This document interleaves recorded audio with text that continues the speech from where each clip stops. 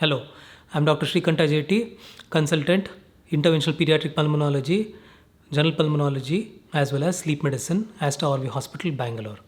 Today I'm going to bust some myths in asthma. Children do not have asthma. That's a very big myth. So that's the first myth that people have to understand, and it is a myth. Children as small as 6 months, 4 months, 5 months do have asthma. The only thing is we cannot diagnose objectively asthma until up to 6 years because we will not be able to do a lung function test.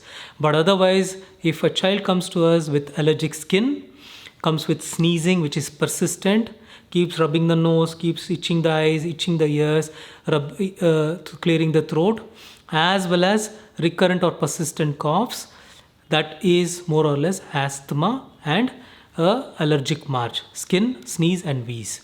So asthma is and can be diagnosed in children as small as 6 months. The second myth that I want to talk about is inhalers are bad.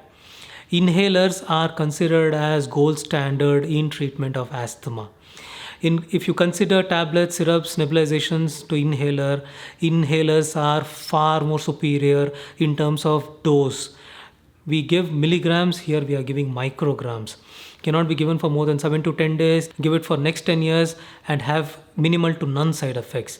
And most importantly, what we need to understand is there is certain amount of airway remodeling that happens in the airways with tablets and syrups, and to a certain extent, not with nebulization, but definitely we don't use nebulization for more than 7 to 10 days. But inhalers also to a certain extent prevent airway remodeling, thus keeping your child's breathing pipe as normal as anybody else's. Third myth in asthma is steroid addictive? Steroid is never addictive.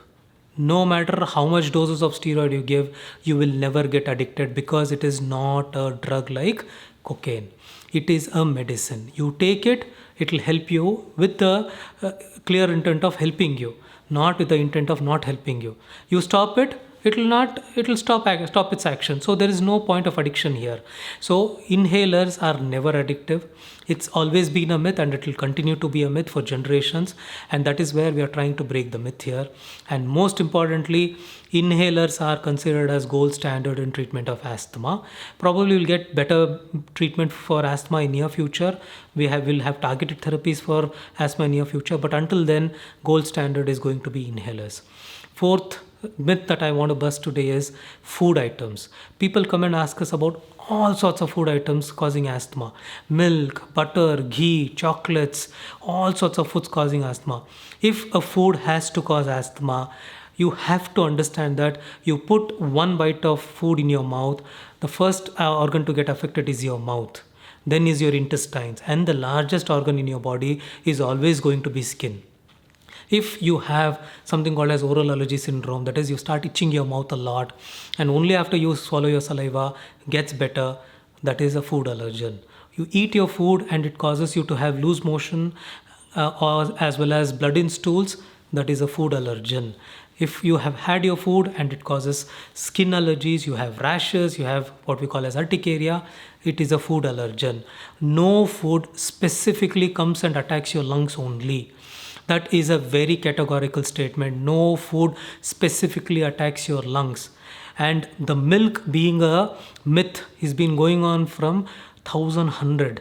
So you can imagine that myth has been just continued for almost 1000 odd years.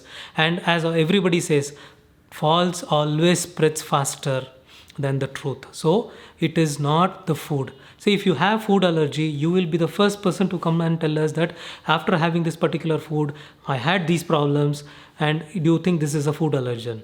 No food causes selectively any specific organ. Yes, we do have seen lentils, particularly dals, causing food allergy leading to only wheezing, but that is again very, very fraction. It's like if I have a million children, of them only 1 or 2 can develop it, but we are talking about 999,000 people, isn't it? That's a lot of numbers not having any food allergens. And most importantly, any food which is normal during normalcy will never cause allergy during problems. So you have a problem, you eat something, that will be a problem. You drink water, that will also be a problem. That means should we stop drinking water? Absolutely no, isn't it? So food being a myth is always going to be a myth. So no food causes allergy until unless you're going to tell me that you have ticked all the 3 boxes that I've already mentioned. Apart from that, nothing. And the last I want to tell you that in Aster RV Hospital, we do allergy testing in case you feel that your child has any specific allergen sensitization, and accordingly we can help you out in deducing what allergies he has or her or she has, and take it forward in terms of treating your child appropriately. Thank you.